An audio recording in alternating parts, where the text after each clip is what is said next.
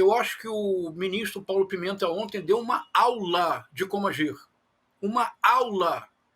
Por quê? Veja, quando principiou o processo de desestabilização do governo da então presidente Dilma Rousseff, você deve lembrar, César, o Vivian e o William com certeza lembram, que houve na política brasileira a introdução de um fator novo, que teve um efeito devastador por alguns anos, que foi um meme, que foi a linguagem memética, que é uma linguagem que a extrema-direita aperfeiçoou de maneira brilhante, perversa, mas brilhante.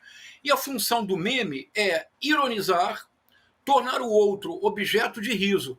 Porque se o outro é tornado objeto de riso, você retira dele a seriedade das suas propostas. Então, o meme foi uma arma fundamental para a desestabilização do governo da então presidente Dilma Rousseff.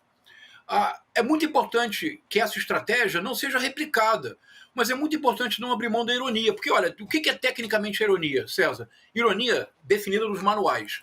Ironia quando se diz A, desejando dizer-se B. Mas a ironia, isso é bem importante, ela não se basta por si própria.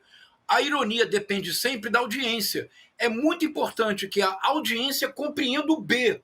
Então a graça da ironia não é que você disse o que você precisava ter dito. É que você não disse, mas todos entendem aquilo que você desejou dizer. O caso da interação do Paulo Pimenta com o deputado, quando ele diz: eu com muito orgulho e felicidade posso sair com a minha esposa. O senhor não pode. Ele não precisa dizer mais nada. O Brasil inteiro entendeu. Me parece que o deputado Paulo Pimenta deu um importante caminho. Enfrentá-los com firmeza e, sempre que possível, lançar mão da ironia. No debate parlamentar, a ironia é fundamental, porque se no debate parlamentar, muitas vezes, se você disser diretamente o que você deseja, você pode ou incorrer em decoro, ou você permitirá de maneira infinita que a pessoa citada fale e utilize a mesma estratégia que a extrema-direita utiliza. Me parece que o ministro Paulo Pimenta deu uma aula. Mas me permita, César, aproveitar a sua pergunta, é muito importante dar um passo atrás. Há algo chocante na interação do ministro com a deputada Bia Kicis. Chocante. Primeiro que é quase inconcebível que um ser humano que tenha o mínimo de empatia, o mínimo de humanidade, é quase inconcebível que esse ser humano se dedique a produzir uma fake news absurda diante da morte de quase 230 pessoas jovens. Uma tragédia que nós ainda hoje não nos recuperamos de todo. No meio do velório, no meio da tristeza nacional, o país parou. A presidente Dilma foi na Boate Kiss e nós todos vimos a presidente Dilma chorando pela emoção de ver a dor daquelas famílias. Bia Kicis, Carla Zambelli e Marcelo Reis, revoltados online nas ruas, se dedicavam naquelas horas de dor a produzir fake news abjetas. Agora, César, como é que Carla Zambelli e Bia Kicis puderam se tornar deputadas? Nós sabemos, porque é através desse ecossistema de desinformação que elas ganham o que hoje em dia é ouro na disputa feroz de atenção do universo digital. Elas ganham visibilidade. E aí pouco importa se elas ganharam visibilidade com uma ação vil. Elas têm o ouro em mãos, a visibilidade. Elas se tornaram deputadas federais utilizando esses recursos. Lhe pergunto, César, o que teria acontecido lá atrás se o deputado Paulo Pimenta, além de reagir com firmeza e coragem, como o caracteriza, o que teria acontecido se o deputado Paulo Pimenta tivesse, com toda a seriedade do mundo, utilizado todos os recursos de que dispunha para processar Carla Zambelli, Marcelo Reis e Bia Kicis nos artigos dos crimes contra a honra do Código Penal? Elas cometeram calúnia, atribuíram a ele uma ação que ele não cometeu, e uma calúnia com intenção de difamação. 2 crimes sérios do Código Penal de crimes contra a honra. Não teria acontecido nada, César. Elas não teriam sido presas. Os crimes contra a honra no Brasil, a prescrição é muito branda.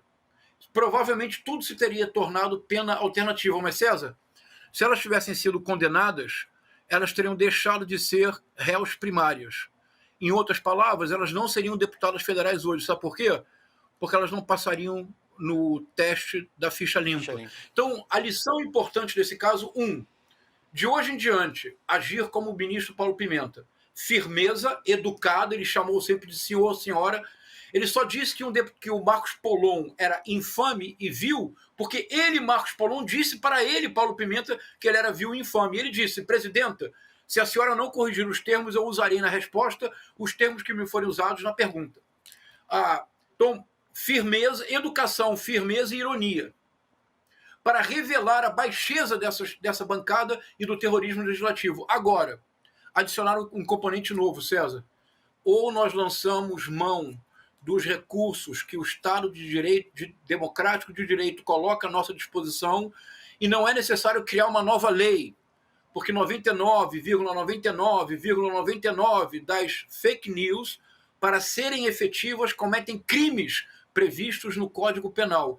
É indispensável que o campo progressista e que a esquerda comece a utilizar o Código Penal contra o terrorismo legislativo da bancada bolsonarista, porque eles cometem crimes em série, porque eles estão sempre tentando naturalizar o absurdo, testando limites.